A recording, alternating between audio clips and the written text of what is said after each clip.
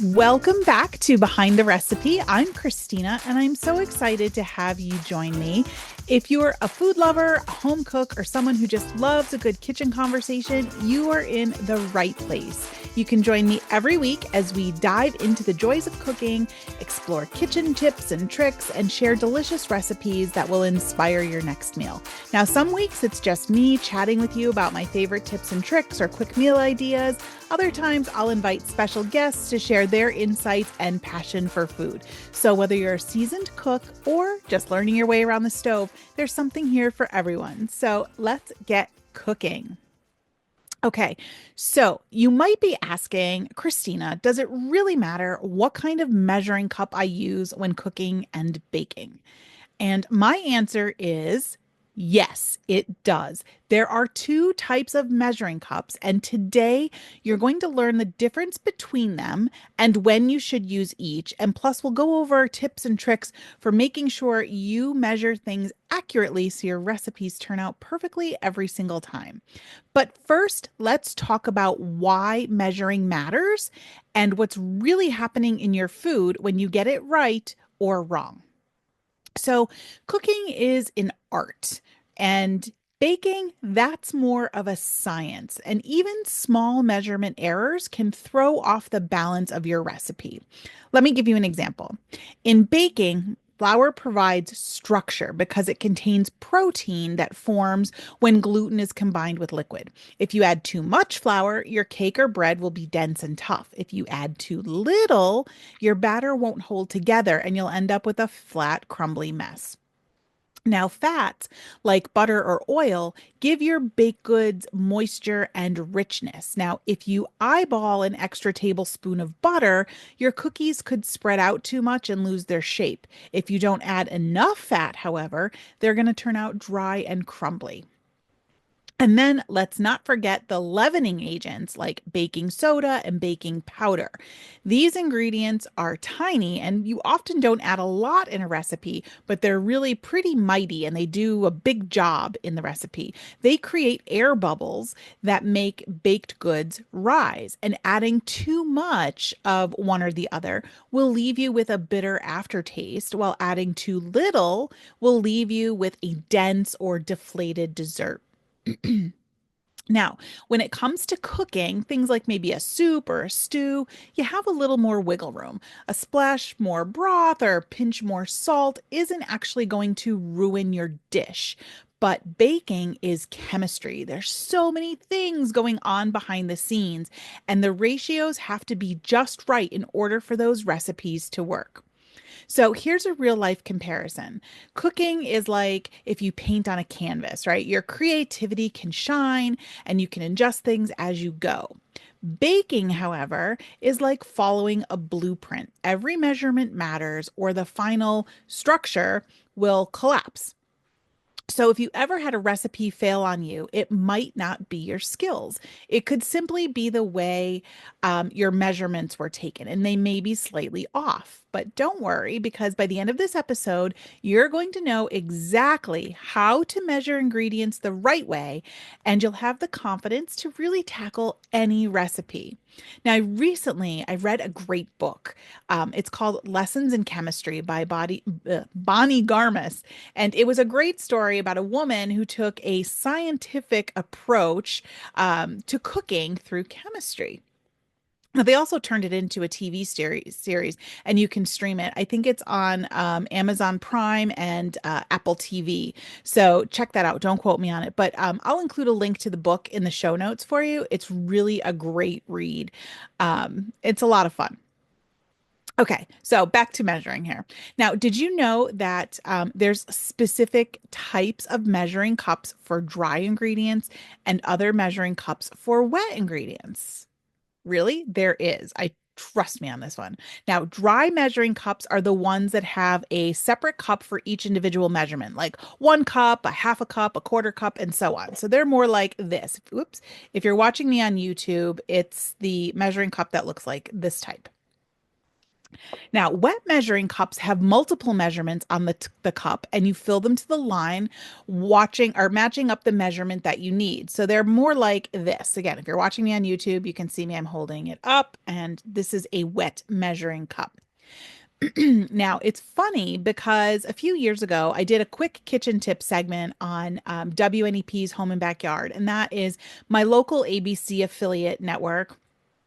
They have this weekend home and cooking show that I'm on every now and again. And I did a quick kitchen tip segment and I explained the difference between these two types of measuring cups. And it's funny because the feedback that I got was so overwhelming, more so than on some of the recipes I've shared. So many people didn't realize that there were two different types of measuring cups for wet ingredients and a separate one for dry ingredients, including my mother. And most people who reached out told me they just use these measuring cups interchangeably. Like whatever they have, whatever they grab is what they use. So now you know there is a reason that there are two types of measuring cups. Now, dry measuring cups are used because you can fill them to the top and then easily level them off with a straight edge to get a precise measurement.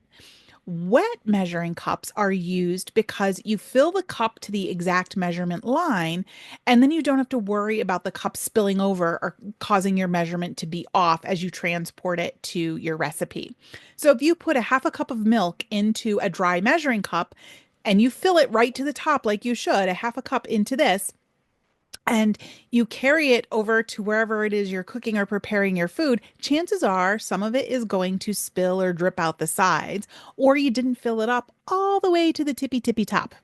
Now, conversely, if you try to measure a half a cup of flour in a wet measuring cup, there's really no way you can get that straight edge into the cup to level off the flour. So you see how these different types matter? Now, if you didn't know that there was a difference between these two, just drop me a comment. I'd love to hear. No judgment here. No judgment at all. I just think it's interesting to see who knew and who didn't know.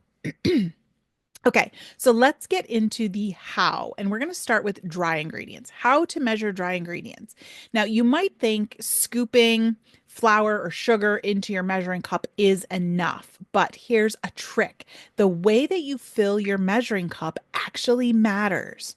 So, with ingredients like flour, you should never scoop directly from the bag with your cup. So don't dip it down in there and scoop it because this will pack the flour in and this can lead to almost an extra 20% more flour if you were to weigh it out.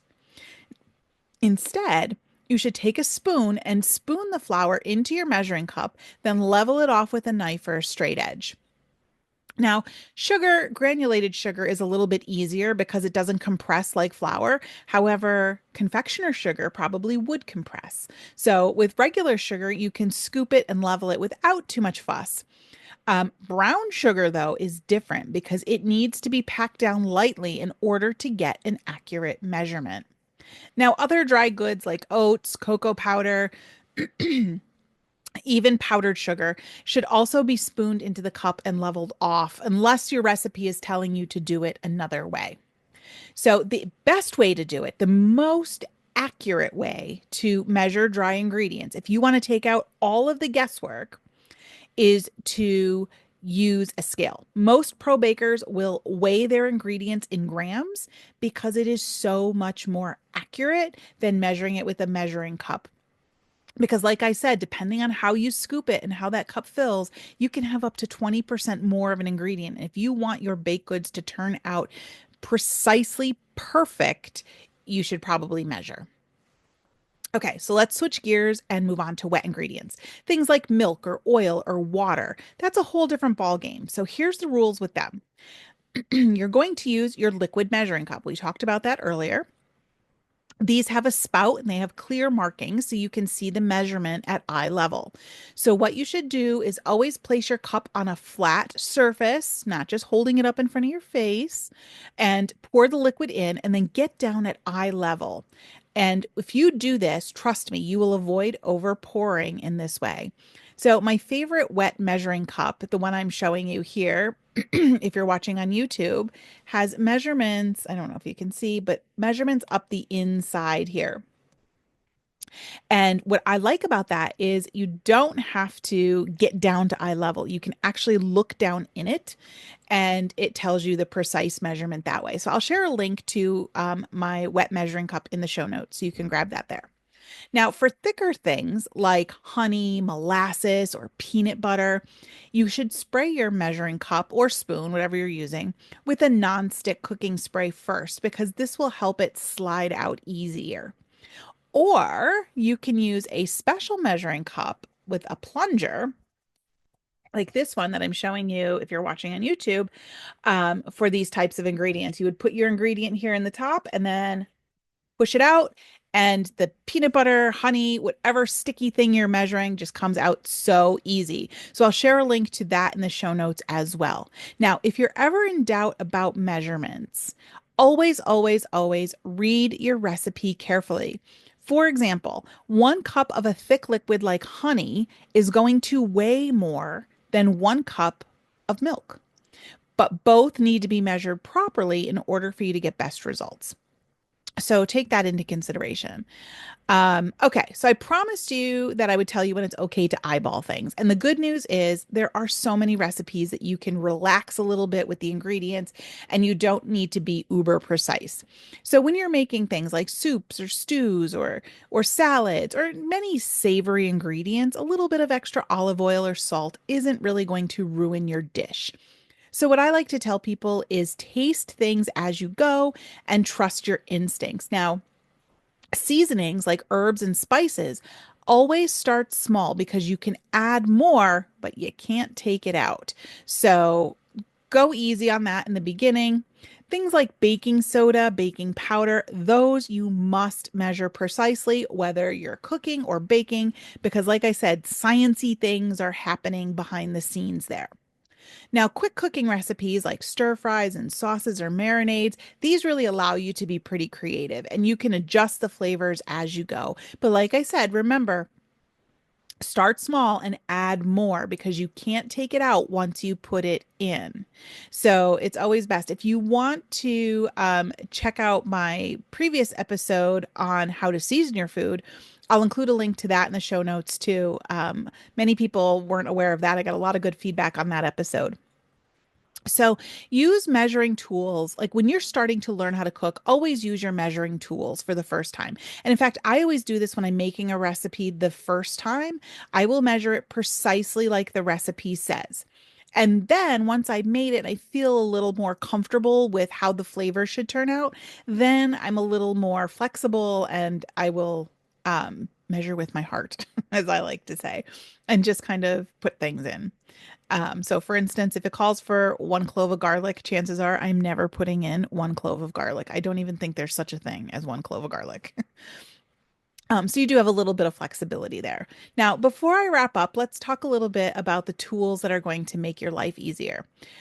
Measuring cups. We talked about that. You should have separate cups for dry ingredients and separate liquid ingredient measuring cup. And trust me, they're not interchangeable. Measuring spoons are essential for smaller amounts like salt or baking powder or spices. And then a kitchen scale is really a game changer, especially for baking, because it ensures that every recipe comes out perfect every time. You're not relying on that volume measurement. So invest in a good set of measuring tools and you'll save yourself a lot of frustration. In fact, in the other thing I keep is a straight edge. So in my flour container, I have an old paring knife in there that I use every time I measure flour. I just grab that knife and level it off. But I know there's some containers you can buy that have a leveler built in, things like that. So just do whatever makes your life easier. And remember that measuring isn't about perfection, it's about creating consistency. Now, once you've got these basics down, you'll be able to tweak your recipes to make them your own with confidence. But always remember the key takeaways here: spoon and level dry ingredients, don't scoop. Use liquid measuring cups for wet ingredients and check them at eye level unless you have one of those that I have, and check that out in the show notes. And be precise for baking, but a little more flexible when cooking. Thank you so much for tuning in to today's episode of Behind the Recipe. I hope you enjoyed our conversation and that you picked up a few tips that you can try in your kitchen. If you love this episode, don't forget to subscribe on your favorite podcast player, leave a review, and share it with your friends. And I'd love to hear from you. So send me your questions, your feedback, your recipe ideas. Just head over to itisakeeper.com/BTR for Behind the Recipe. And until next time, happy cooking. And remember, everything's better when shared in the kitchen.